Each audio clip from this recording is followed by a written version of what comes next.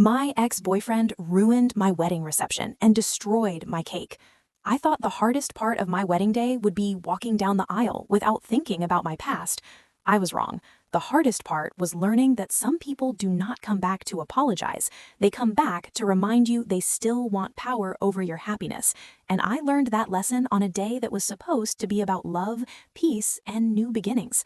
That morning, I woke up calm, and that alone felt like a victory. No racing heart, no pit in my stomach, no familiar sense of waiting for something to go wrong.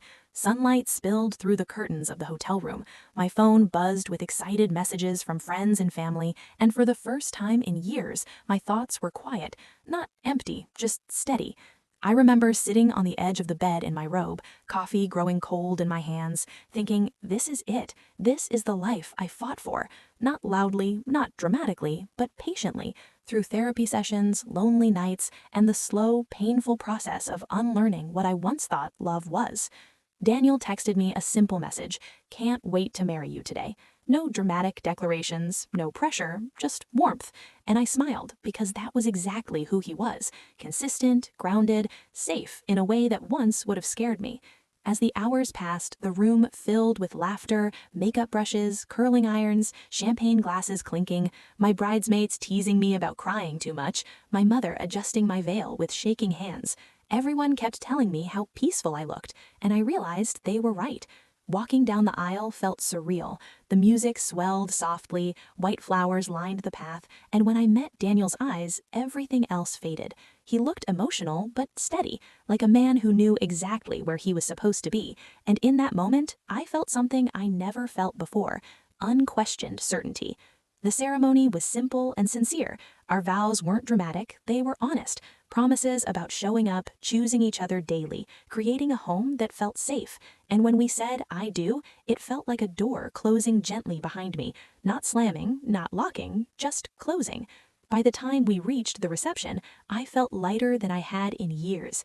The space was beautiful without being overwhelming. Soft music played, candles flickered, guests mingling with drinks in hand, laughter floating through the room, and right at the center stood the cake. 4 tiers, white and elegant, subtle detailing, vanilla bean with raspberry filling, something I had dreamed about long before I understood what marriage really meant. It wasn't just dessert, it was symbolic of celebration, softness, and a future that felt sweet instead of sharp. I remember thinking, nothing can touch this moment. That was when I felt it. Not fear exactly, more like recognition, a quiet tightening in my chest that didn't make sense at first, the kind of sensation you only develop after loving the wrong person for too long, a reflex your body learns before your mind catches up. I turned toward the entrance without knowing why, and there he was. Ethan stood just inside the reception hall, wearing a dark suit, hands in his pockets, scanning the room like he was taking inventory, relaxed, confident, completely uninvited. And then his eyes found me. He smiled, not politely, not awkwardly, but slowly, deliberately, like this moment was something he had imagined. The noise around me faded, laughter dulled, the music softened into background static, and suddenly the past I thought I had buried was standing 10 feet away from my future. For a brief second, I felt transported backward, years collapsing into a heartbeat, memories surfacing uninvited, the highs, the lows, the way loving him once felt like standing too close to a fire, warming and burning at the same time. I hadn't seen Ethan in years, but he hadn't changed. The same posture, the same expression that always suggested he was in control of the room, even when he wasn't. And that was when it hit me. He didn't come here by accident. He didn't come to congratulate me. He came because he couldn't stand seeing me happy without him. And in that moment, standing in my wedding dress with my husband beside me, I understood something with terrifying clarity. My wedding day was about to collide with the part of my life I survived, and Ethan had waited patiently for the perfect moment to remind me he was capable of destruction. Before Ethan became the man standing at the edge of my wedding reception, he was the man who made me feel chosen for the first time in my life. We met when I was young and still confusing attention with affection. He had an energy that pulled people in. Confident voice, easy charm, the kind of presence that made you feel like you were being seen, even when he was really just enjoying being admired. From the beginning, he was intense. Constant texts, long late-night phone calls, showing up unexpectedly with plans he had already decided for us. He told me he had never connected with anyone the way he connected with me, said I was different, said I understood him in a way no one else ever had. And I believed him, because I wanted to believe that love was supposed to feel overwhelming. At first, it felt flattering, addictive even, the way he wanted to know where I was, who I was with, what I was thinking. He framed his need for control as concern, said he just worried because he cared so much, and when I hesitated, he laughed and told me I was being dramatic, that no one had ever loved me the way he did. The highs were intoxicating, spontaneous trips, passionate apologies after fights, public affection that made me feel claimed, and I learned quickly that when things were good, they were very good. But the lows came just as fast. Plans canceled at the last minute, moods that shifted without explanation, silence used like a weapon. When I asked what was wrong, he'd say nothing. When I pressed, he'd accuse me of nagging, and eventually I learned to anticipate his emotions before my own, adjusting my tone, my schedule, my expectations to keep him pleased, without realizing I was slowly disappearing. He talked about our future constantly, marriage, kids, where we would live, but those conversations only happened when he felt like it. Anytime I brought them up on my own, he'd pull back, say he felt pressured, say I was ruining things by wanting clarity, and I started to feel guilty for wanting stability.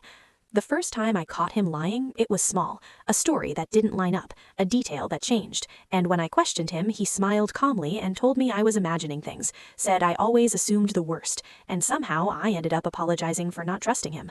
That became our pattern, doubt followed by denial, confrontation followed by blame, and each time I accepted his explanation, it became harder to leave, because if I was wrong, then staying made sense, and if I was right, then leaving meant admitting I had ignored too much. He cheated for the first time during our second year together. I found messages I wasn't supposed to see, conversations that crossed lines he swore he would never cross. When I confronted him, he broke down, tears, shaking hands, promises that it meant nothing, that he hated himself for hurting me, that he would do anything to fix it. I stayed, not because I believed him completely, but because the thought of losing him felt worse than the pain of staying, and he knew that. After that, forgiveness became something he expected, not something he earned. Every apology shorter than the last, every explanation more casual, and slowly the power shifted entirely into his hands. He started disappearing for nights at a time, answering calls hours later, claiming stress, work, needing space, and if I questioned him, he'd tell me I was suffocating him, that no one else would put up with my insecurity, that if I didn't calm down, he would leave. I began to believe that love required endurance, that if I could just be more patient, more understanding, more forgiving, things would settle, but instead, they worsened. The second time I caught him cheating, he didn't cry. He sighed like I was inconveniencing him, said relationships were complicated, said monogamy wasn't realistic, said I needed to grow up, and the most painful part was realizing he wasn't afraid of losing me anymore. That was when I started to understand that what we had wasn't love, it was control, and control only feels powerful to the person holding it. Standing in my wedding dress years later, watching him smile at me across the room, I finally understood why this moment felt so heavy. Because Ethan had never lost me. He had simply been waiting for the moment he thought I would realize my mistake, and he had no intention of leaving quietly. The breakup didn't happen with shouting, tears, or dramatic confrontations. It happened quietly, like the final click of a door shutting on a life that had already been half gone. I remember the day I left clearly. I packed a bag while Ethan sat on the couch scrolling on his phone, indifferent, and when I walked toward the door, he didn't stand, he didn't beg, he didn't even glance up.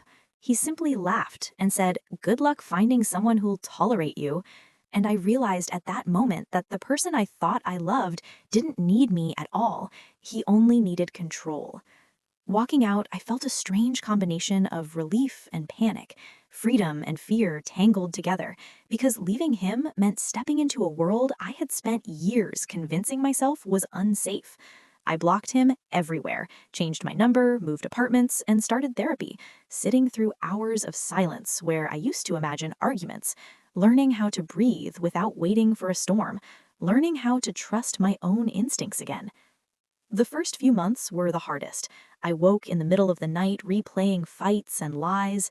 Every small sound in the apartment made my body tense. I double-checked doors, phone calls, emails, anything that might be a trace of him. And slowly, painfully, the fear began to fade, replaced by a strange curiosity about what it might feel like to live without the weight of his presence pressing against my chest.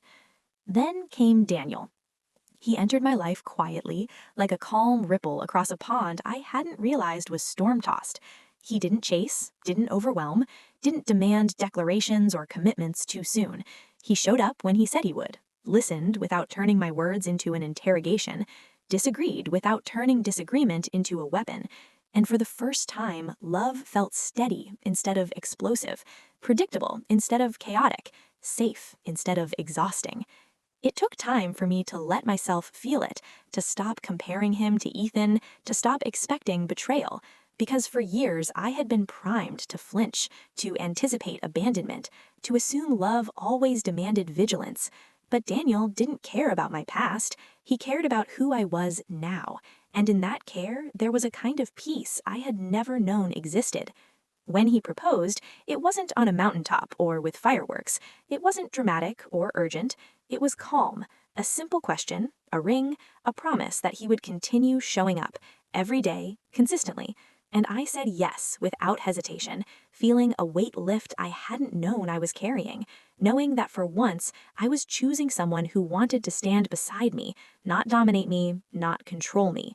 We began planning a small wedding, close friends, family, nothing extravagant, soft music, white flowers, every detail intentional. But I was most excited for the cake. 4 tiers, vanilla bean with raspberry filling, a dream I had held onto for years. It represented more than dessert. It represented a life finally unfolding without fear, a future that wasn't dictated by someone else's manipulation. And I felt ready. I truly felt ready. But life has a way of proving that readiness is only the beginning. Because just when you think the past is safely behind you, it has a way of walking through the front door, smiling. The wedding morning arrived like a soft promise, sunlight pouring into the hotel suite, soft music playing, bridesmaids bustling, laughter floating through the air, and for the first time in years, I felt light, unburdened, unafraid. I moved slowly through the rituals of hair and makeup, brushing my fingers over the delicate lace of my dress, sipping coffee, listening to the quiet hum of anticipation around me, and thinking that maybe, finally, everything could just be perfect. Daniel texted me a simple message, "Can't wait to see you walk down the aisle," and I smiled, because this man, this calm presence, this steady heart, had shown me that love didn't have to feel like survival. It could feel like breathing, normal, consistent, real. I let myself enjoy that thought for a long moment, letting it sink in that I had survived the worst, and now I could finally live the best.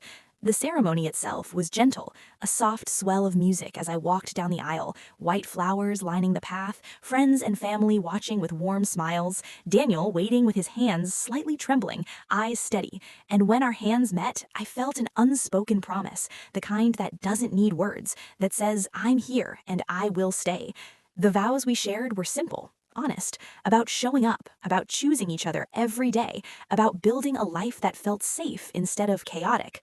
By the time we reached the reception, I felt lighter than I had in years, a balloon of joy floating just above my chest, everyone mingling, music playing, the room buzzing with laughter and congratulations, soft lights reflecting off the walls, and there, at the center of the room, stood the cake. 4 tiers, elegant, vanilla bean with raspberry filling, just as I had dreamed, a symbol of sweetness, celebration, and the life I had fought so hard to claim. I didn't think about Ethan. I didn't invite him. I had blocked him everywhere and thought I was safe. But the body remembers trauma before the mind catches up, and that familiar tightness in my chest returned. Subtle at first, like the flutter of a warning I almost ignored. I tried to shake it off, telling myself it was nothing, a phantom of old anxiety, until I turned toward the entrance and I saw him. Ethan was there, standing in the doorway, calm, composed, dressed sharply in a dark suit, scanning the room like a predator taking stock of territory, hands in pockets, posture relaxed, and then his eyes landed on me. He smiled, slowly, deliberately, the kind of smile that once made my stomach drop with both desire and fear, and I realized instantly that he hadn't come to congratulate me, hadn't come to leave quietly. He had come to remind me, to claim a piece of me I had spent years reclaiming. The room felt different in that moment. Laughter dulled, music faded to a hum, the past colliding with the present, memories of manipulation, betrayal, and late-night apologies flooding in, and I felt the old panic rising, the one I had spent years unlearning, curling its fingers around my chest, warning me that the day I had hoped would be perfect could unravel in a single heartbeat.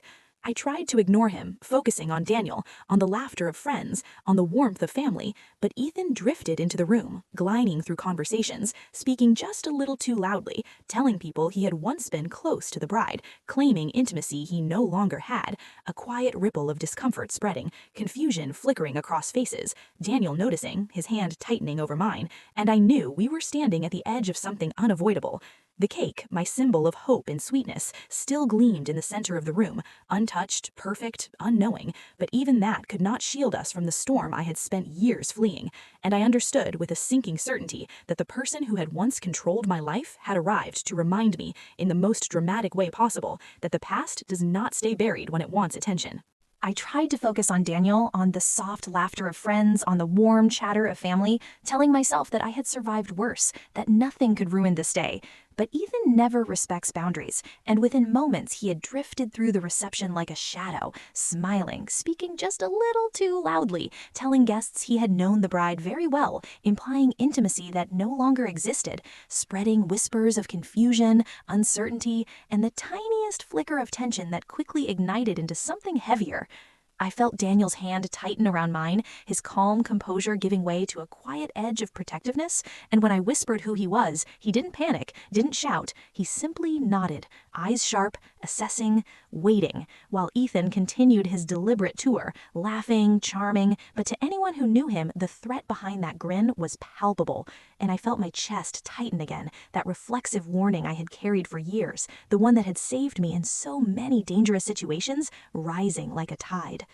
When it was time for the cake, the room softened, music lowered, all eyes on us, the four-tiered symbol of sweetness gleaming at the center of the room, cameras lifting, everyone poised, smiles frozen in anticipation, and then Ethan stepped forward, clapping slowly, a sound that cut through the air like a blade, every head turning toward him, silence rippling, and my stomach dropped.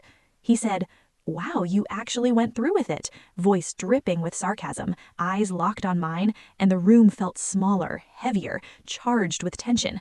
Daniel immediately moved in front of me, calm but firm, telling him to leave, but rejection had always been Ethan's trigger, and I saw the familiar flare, the storm I had spent years fleeing, igniting in his expression. He began shouting, accusing me of abandoning me, of choosing someone safe, someone boring, claiming I owed him for the years he invested in me, and as he raised his voice, the room gasped. People froze. Friends tried to pull him back, but the momentum had already taken over, a terrifying energy I had only known in private, now unleashed in public. And then it happened. He shoved the table. The cake tipped, wobbled, and fell in slow motion, frosting exploding, tears collapsing, raspberry fillings splattering across the floor, my dress and the shoes of unsuspecting guests. Screams erupted, chaos filling the space, cameras capturing every moment, gasps echoing like a chorus of disbelief, and Ethan stood there, chest heaving, eyes on me, smiling like destruction was his ultimate message. He said, "Now you'll remember me." Security rushed in, dragging him back, him shouting over his shoulder that my marriage wouldn't last, that Daniel didn't know the real me, that I'd come crawling back like I always did, guests staring in shock, some whispering, some filming, and I was frozen, staring at the ruin of the cake, the mess of frosting, the debris of a moment I had imagined perfect, and for a heartbeat I felt the familiar ache, that old knot of fear and self-doubt that Ethan had trained into me for years. But then Daniel knelt down beside the wreckage, picked up a piece of the ruined cake, frosting on his hands, suit stained but dignity intact, and held it out to me, smiling, calm as if the world hadn't just exploded. He said, "If this is the worst thing that happens today, then I think we're doing pretty great." And slowly the tension in the room began to break, laughter tentatively returning, applause trickling in, the absurdity of the moment mixing with relief, and I realized something I hadn't let myself fully feel until that second. My ex didn't ruin my wedding. He reminded me why I had escaped.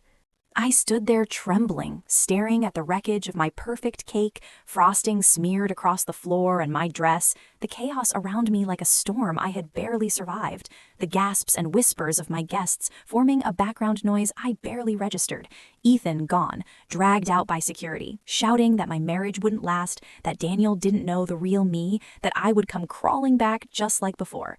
And I felt that old familiar ache creeping up my chest, the one I had carried for years, the one that had once convinced me I was powerless, small, replaceable. And then Daniel knelt down beside the ruined cake, picking up a piece with his hands steady, suit slightly stained, frosting smudged across his fingers, and held it toward me with that calm smile I had fallen in love with, the kind of smile that doesn't deny the storm, but doesn't let it control you either. He said, "If this is the worst thing that happens today, then I think we're doing pretty great." And in that instant, I felt something I hadn't felt in a long time. Relief, clarity, a strange sweetness that had nothing to do with the cake, everything to do with knowing that someone who truly loved me had shown up exactly when I needed him. Guests began laughing tentatively, tension breaking like ice cracking under spring sunlight, some applauding, some joking about ordering pizza instead, and I realized that life goes on, even when someone tries to pull the past into your present, even when chaos shows up uninvited, even when what you think is perfect is splattered across the floor. I looked at Daniel, at the calm, unwavering presence beside me, and I understood finally what it meant to survive, to escape, to choose, to rebuild, because in that moment I knew something crucial, something I had only understood through years of heartbreak and manipulation. Some people try to destroy you when they realize they no longer control you, and sometimes the moment they try is the moment you finally see how far you've come. I didn't see the ruin as failure, I saw it as proof that I had escaped the person who once held power over me, proof that I could stand and laugh and dance and celebrate in spite of the chaos, proof that love could be gentle, consistent, and true. And as Daniel offered me his hand, helping me step around the mess, guiding me back into the warmth of friends and family, I realized something I had wanted to understand my whole life. My ex didn't ruin my wedding. He proved why I had left. And the sweetness of surviving, of thriving, of being chosen for who I am rather than being manipulated for who I once was, tasted sweeter than anything, even the 4-tier cake that lay in pieces at my feet. That night, we danced barefoot, we laughed until our sides hurt, we toasted with whatever drinks were at hand, my dress stained, my heart full, and I felt a freedom I had never known before, the kind that only comes when you face your past, survive it, and step fully into your own life, knowing that you are no longer anyone else's possession, you are yours, and for once, everything was exactly right.